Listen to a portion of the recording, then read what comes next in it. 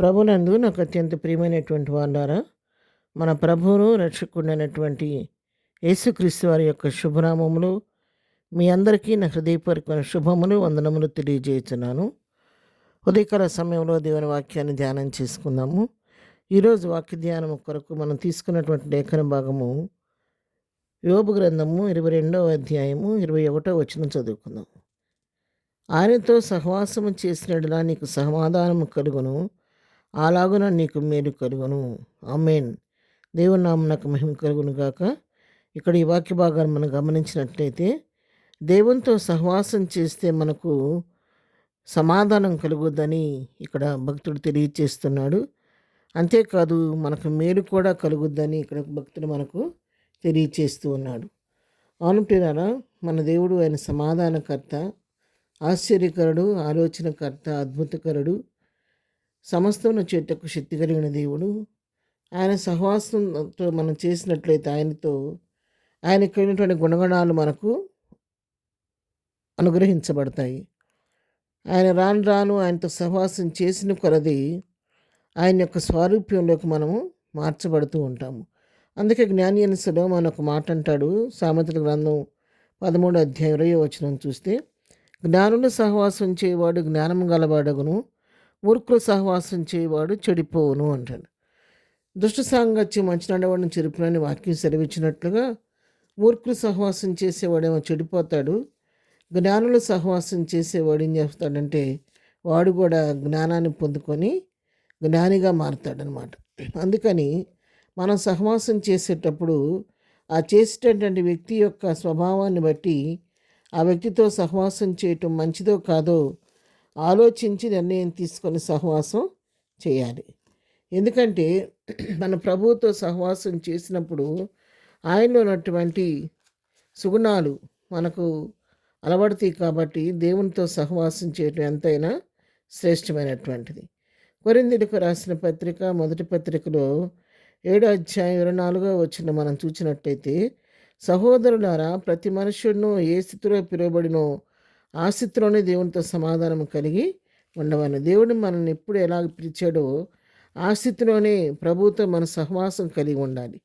ఆయన సహవాసం కలిగి ఉన్నప్పుడు, ఆయనతో కలిసి మనం జీవించినప్పుడు ఆయనలో ఉన్నటువంటి మేళ్లను అనుభవించగలుగుతాము. ఆయన వరే మనం కూడా రూపాంతరపరచబడుతూ ఉంటాము. కొరింథీయులకు రాసిన మొదటి పత్రిక 1వ అధ్యాయం 9వ వచనం చదివితే, మన ప్రభు అయిన యేసుక్రీస్తు తన కుమారుని సహవాసమునకు మేము పిలిచిన దేవుడు నమ్మదగినవాడు.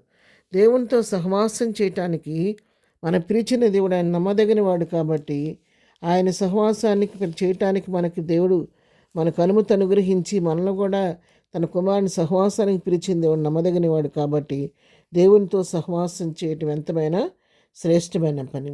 యోహాను రాసిన మొదటి పత్రిక 1వ అధ్యాయం 3వ వచనం చూస్తే, మాతో కూడా మీకును సహవాసం కలిగినట్లు మేము చూచిన దానిని వినిన దానిని మీకును తెలియజేయుచున్నాము. మన సహవాసం అయితే తండ్రితో కూడాను ఆయన కుమారుడైన యేసుక్రీస్తుతో కూడాను ఉన్నది. ఇక్కడ చూసారా ఎంత చక్కగా భక్తులు మనకు ముందున్నటువంటి భక్తులు తెలియజేస్తున్నారు. మేము చూచిన దాన్ని వినిన దాన్ని మీకు కూడా మేము తెలియజేయుచున్నాము. మా సహవాసం అయితే తండ్రితోనూ కుమారుడైన క్రీస్తుతో కూడా ఉందని తెలియజేస్తున్నారు. మనకు ముందున్నటువంటి పితరులు ఆ విధంగా తండ్రి అయిన దేవుడితోనూ కుమారుడైన క్రీస్తుతో సహవాసం చేసి వారు ఎన్నో మేలు పొందుకొని మనకు కూడా మాదిరి ఉంచిపోయారు. కాబట్టి ఈ దినం మనల్ని హెచ్చరించగలుగుతున్నారు. మనము కూడా దేవునితో సహవాసం చేస్తే మనకు సమాధానం కలుగుద్ది, మన జీవితాలు నెమ్మది కలుగుద్ది, సంతోషం కలుగుద్ది, మేలు కూడా కలుగుద్ది.